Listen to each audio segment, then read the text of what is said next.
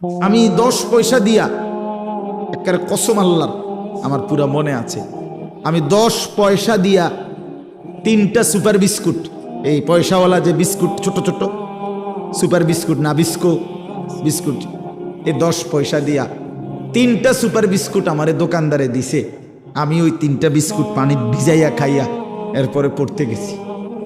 তো সেই অভাবের সংসারে বাপ আমগরে বড় করছে। আজ যখন আমরা 5 ভাই, আমাদের আলাদা বাড়ি আছে, ঘর আছে, আজ অনেক টাকা আছে, অনেক টাকা। আজ যদি বাপ থাকতো তো 10টা মুরগি যদি এক লগে জবাই করে পারতাম, খাওয়াইতাম, কোনো অসুবিধা হইতো না আমার। আজ তো আমার সব আছে, আজ তো আমার অনেক টাকা আছে বাপ, কিন্তু আমার বাপ তো নাই। বাপ আমার 2015 সালে কবরে চলে গেছে। তাইলে বন্ধু, দুনিয়া শেষ করা যায় না, দুনিয়া ভোগ করা যায় না দোস্ত।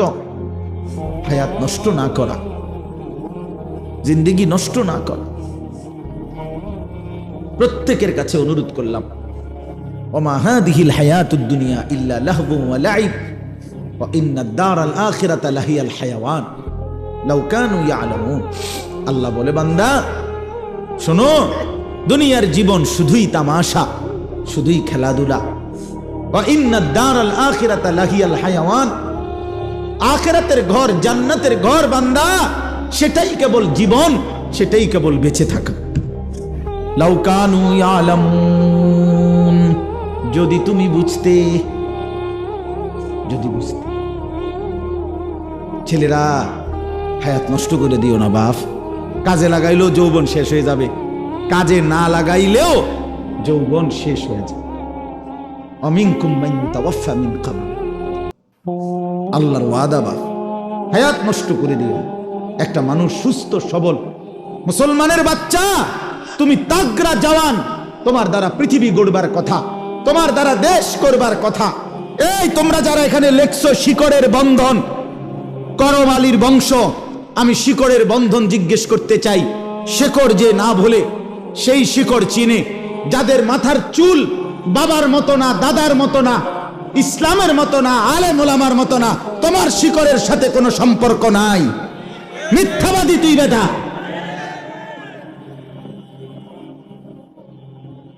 তোর বাবা কোনোদিন এই চুল রাখে নাই। কথা বলেন না কেন? এটা শিকড়, তুমি শিকড় ছিঁড়ে ফেলছো। শিকড় কাগজে লিখলে হবে না, প্রমাণ করো তোমার শিকড়। তোমার দাদা দিন রাত, তোমার দাদা মোবাইলে উলঙ্গ ছবি দেখতো না? এই বেটা, কথা কয় না কেন ছেলেরা? তোমার বাপ দিবানিশি মোবাইলে উলঙ্গ ছবি দেখতো, তো তুমি যে সারা দিন সারা রাত মোবাইলে উলঙ্গ ছবি দেখো, সারা দিন এটা টিপো, এটা নি শেকড়। কোথায় তোমার শেকড়? কই? আমার শেকড়ের বন্ধন আছে। আমার বাপকে দেখছি আজীবন পাঞ্জাবি গায়ে দিছে, আমি পাঞ্জাবি গায়ে দিই। আমার বাপ আজীবন টুপি মাথায় দিছে, আমার টুপি আছে। আমার বাপ আজীবন দাড়ি রাখছে, আমার দাড়ি আছে। আমার বাপ আজীবন মিসওয়াক করছে, আমার মিসওয়াক আছে। আমার বাপ আজীবন টয়লেট পেপার ব্যবহার করছে, আমার টয়লেট পেপার আছে।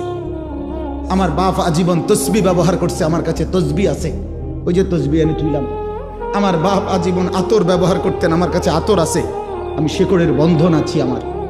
তোমার শিকড়ের বন্ধন তুমি বলো, বলো মিয়া, তোমার ইসলাম তুমি বুঝায় দাও।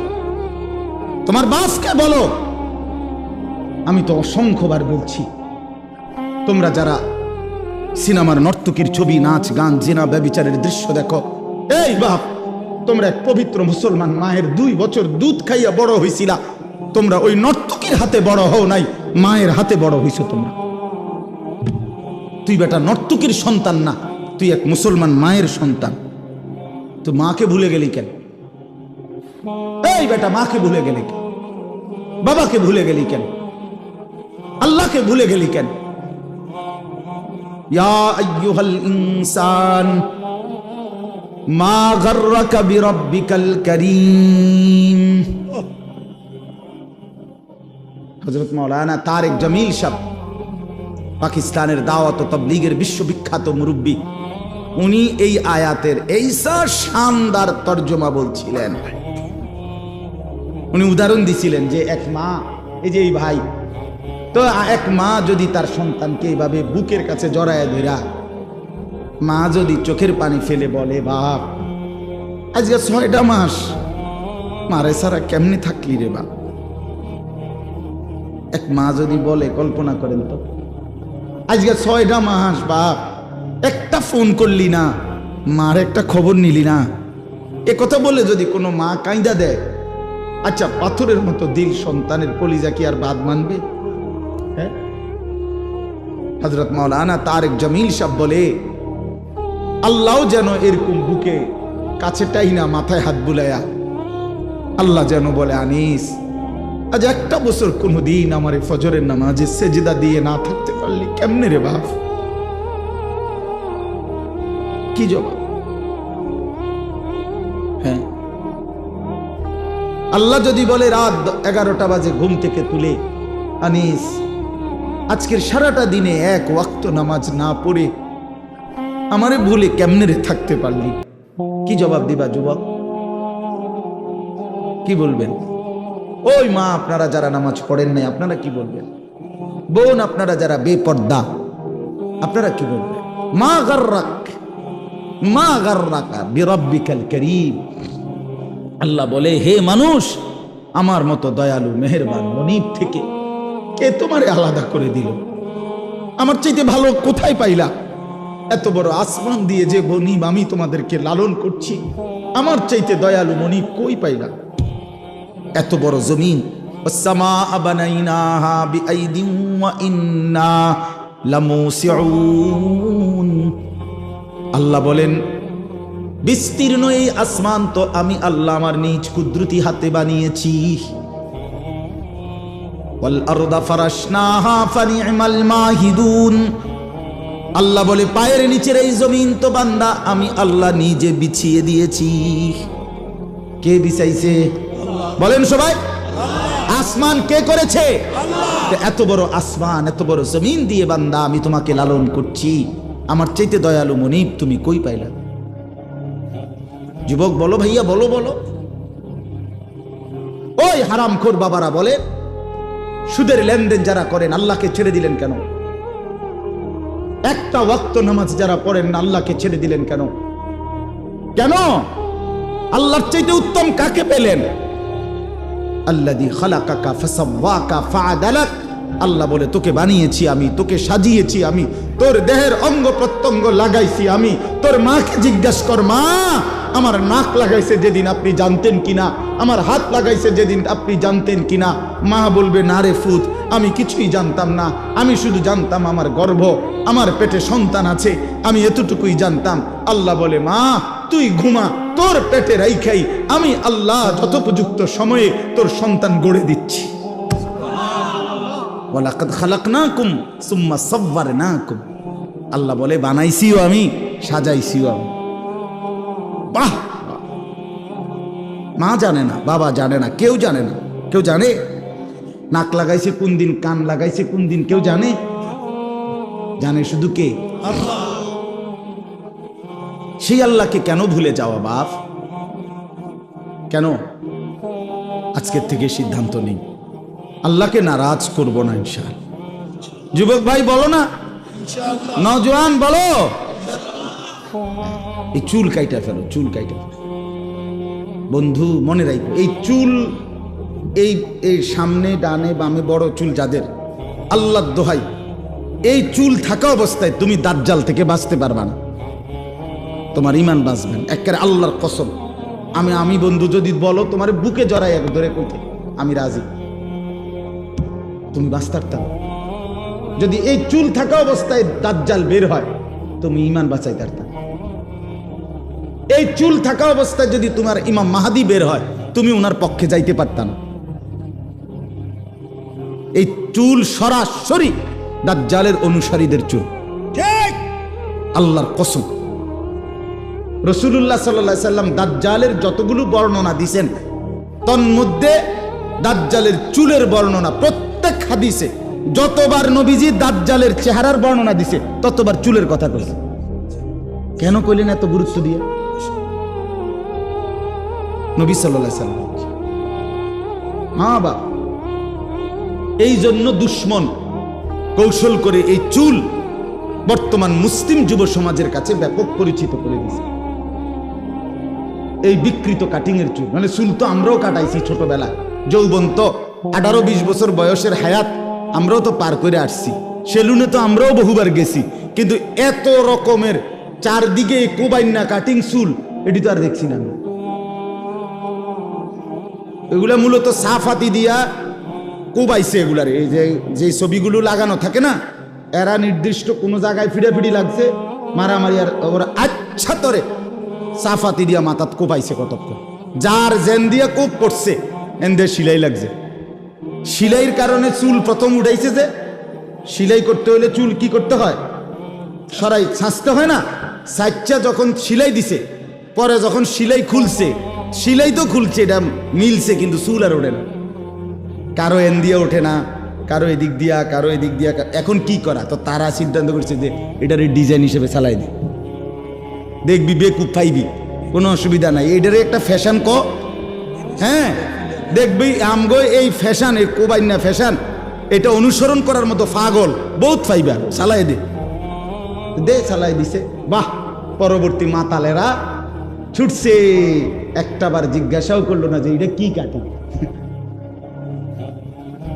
আস্তাগফিরুল্লাহ, আস্তাগফিরুল্লাহ। লজ্জা থাকা উচিত, হায়া থাকা উচিত, শরম থাকা উচিত।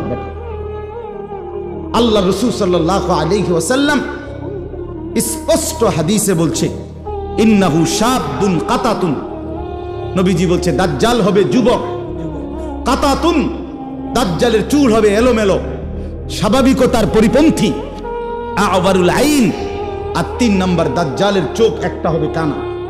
এই 3টা প্রধান বৈশিষ্ট্য রাসূল বলছে দাজ্জালের। 1 নম্বর সে হবে যুবক, 2 নম্বর সে হবে এলোমেলো চুলওয়ালা, স্বাভাবিক চুলের বিপরীত, 3 নম্বর আওয়ারুল আইন, এক চোখ কানা। আপনারা বেঁচে থাকলে আগামী অল্প সময়ের ভিতরেই দেখবেন, ছেলেরা তোমরাও দেখবা, এই অল্প, আমি তো দেখছি, আমি সৌদি আরব দেখছি এক যুবককে, বাংলাদেশও একবার দেখছি, আগামী অল্প কিছুদিনের ব্যবধানে দেখবেন এই এক চোখ ইচ্ছা করে আটকাইয়া ফেলা, এটাই নতুন ফ্যাশন আসবে, বেশি দিন নেই, বুঝেন না? মানে চশমা অথবা এমন কোনো ডিজাইন আসবে যে এই চোখ এটা ঢাকা, কিরে ভাই এটার অসুবিধা কি, দেখা তো যায়, এক চোখ দিয়ে দেখলেই তো, দেখলেই তো। 4টা ছিদ্রওয়ালা ফ্যান্ট যদি ফিনতে পারে, এরকম পাগল যদি পাওয়া যায়, এই পাগল পাইতে কয়দিনের ব্যাপার, বুঝেন নাই? না তাইলে আপনি বুঝেন না, এই পাগল যদি পাওয়া যায় তো তাহলে এই পাগল পাইতে সমস্যা কি? হ্যাঁ, আস্তাগফিরুল্লাহ, আস্তাগফিরুল্লাহ। আহা, লেবাস পোশাক নিয়ে বাড়াবাড়ি, আপনি বলবেন না না বাড়াবাড়ি না। আল্লাহ তাআলা কুরআনুল কারীমে স্পষ্ট বলছে, ইয়া বনি আদমা قد انزلنا عليكم লিবাসান। আল্লাহ বলে, বান্দা বনি আদম, আমি আল্লাহ, আমি কোরআন নাজিল করেছি, যেমন আমি বৃষ্টি নাজিল করেছি, আমি লোহা নাজিল করেছি, ঠিক হুবহু খোদার কসম কোরআনের আয়াত, আল্লাহ বলে পোশাক আমি আল্লাহ নাজিল করেছি। পোশাক কোনো খামখেয়ালি বিষয় না, পোশাক আল্লাহ বলছে কাদ আনজালনা আলাইকুম লিবাসান, আমি পোশাক নাজিল করেছি। ইবলিসের প্রথম হামলা কি? পোশাকের উপর, এটা জানেন? কথা বোঝেন নাই? ইবলিস হওয়ার পর, মরদুদ হওয়ার পর, রাজিম হওয়ার পর, অভিশপ্ত, আল্লাহ যখন তাকে আল্লাহর দরবার থেকে বের করে দিছে, তখন সর্বপ্রথম ইবলিসের আদম এবং হাওয়ার উপরে ষড়যন্ত্র করার পরে প্রথম তাদের কি ক্ষতিটা করছে? বনি আদমের প্রথম ক্ষতি করে ইবলিস, তার লেবাস এবং পোশাক খুলে ফেলে। এই জন্য আদম এবং হাওয়া আলাইহিমাস সালাম, কোরআনে আছে, যখন ওই নিষিদ্ধ গাছের ফল ইবলিসের প্ররোচনায় ভক্ষণ করছে, সাথে সাথে ওনাদের গায়ের থেকে পোশাক খুলে পড়ে গেছে। এই জন্য ইবলিসের প্রথম আক্রমণ পোশাকের উপর, কোরআনের আয়াত সূরা আরাফে আছে। অতএব প্রিয় বন্ধু, মুসলমানের পোশাক গুরুত্বপূর্ণ, মুসলমানের লেবাস গুরুত্বপূর্ণ। মুসলমানের সাজসজ্জা গুরুত্বপূর্ণ, মুসলমানের চুল দাড়ি। নালে নবীজি সাল্লাল্লাহু আলাইহি সাল্লাম, আপনারা রাগ করেন না, বুঝার জন্য রাসূলুল্লাহ সাল্লাল্লাহু আলাইহি সাল্লাম যতবার দাড়ি লম্বা করতে বলছে, আল্লাহর কসম, রব্বে কাবার কসম, আপনি আলেমদেরকে জিজ্ঞেস করেন, যতবার নবীজি বলছে দাড়ি লম্বা করো, তার আগে বলে নিছে মুশরিকদের বিরোধিতা করো। খালিফুল মুশরিকিন, খালিফুল ইয়াহুদ, খালিফুল নাসারা, ইহুদিদের বিরোধিতা করো, মুশরিকের বিরোধিতা করো, নাসারা খ্রিস্টানদের বিরোধিতা করো। এটা বলিয়া বলছে এই বিরোধিতার 1 নাম্বার ধাপ হইল দাড়ি লম্বা করো। ওয়াফিরুল লুহা, আফুল লুহা, দাড়ি লম্বা করো। এই যতবার এটা কইছে এতবার আগে এটা কইয়া লইছে। তার মানে মুশরিকের সাথে, কাফেরের সাথে, ইহুদির সাথে, খ্রিস্টানের সাথে মুসলমানের বাহ্যিক আকৃতির পরিবর্তন বোঝা যাবে দাড়ি দ্বারা। আর জন্য আপনি এটা খামখেয়ালি মনে করেন। হুজুররা আপনারা বাড়াবাড়ি করেন, হুজুররা ইসলাম উদার, আপনারা অনেক সংকীর্ণ কোণে দিছেন। কি উদার মানে? যে সমস্ত নাস্তিক মুরতাদরা, ইসলামের দুশ্মনরা বলে ইসলাম উদার, তোদের এই উদারের অর্থ কি? মানে বেডা বেডি, হালাল হারাম, জায়েজ না জায়েজ কিচ্ছুর কোনো বাস বিচার নাই, এটা নিয়ে উদারতা। কথা বলেন না কেন? আপনারা শুনবেন, অলরেডি বাংলাদেশে শক্তভাবে কার্যক্রম চলতেছে যে এই ট্রান্সজেন্ডার মতবাদ নিয়ে। এই ট্রান্সজেন্ডারের জঘন্য থাবা আমার সমাজকে জিনা, ব্যভিচার আর অসভ্যতার একেবারে ডাস্টবিন বানায় ফেলবে। এটা গ্রামের মানুষ আপনারা অনেকে জানেনও না, আপনারা বুঝমান ছেলেদের কাছ থেকে জেনে নিবেন। সারা ইউরোপের মধ্যে নতুন মতবাদ হইল নারী এবং পুরুষের মধ্যে তাদের দেহ মূল কিছু না, মন হইল মূল বিষয়। বর্তমান পৃথিবীর আধুনিক ইউরোপের একটি মতবাদ, নারী পুরুষ দেহের দ্বারা না, নারী পুরুষ মনের দ্বারা নির্মিত হয়, দেহ দ্বারা না।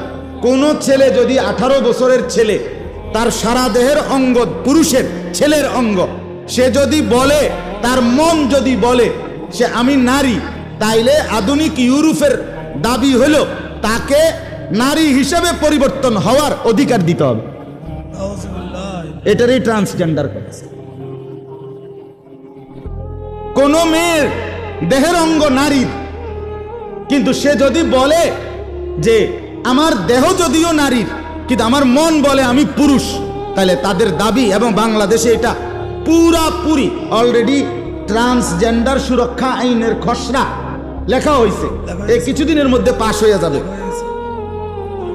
অর্থাৎ তাকে নারীর হওয়ার পরেও, সারা দেহের অঙ্গ নারী হওয়ার পরেও তাকে অপারেশন করে, সার্জারি করে ছেলে হওয়ার সুযোগ দিতে হবে। অথবা যদি সে সার্জারিও না করে, অঙ্গ দেহে মেয়ের নিয়েই সে যদি ছেলের মতো সাজে, তাইলে ছেলেদের সাথে তাকে থাকতে, চলতে, উঠতে, বসতে, শুইতে, খাইতে, ঘুমাইতে দিতে হবে।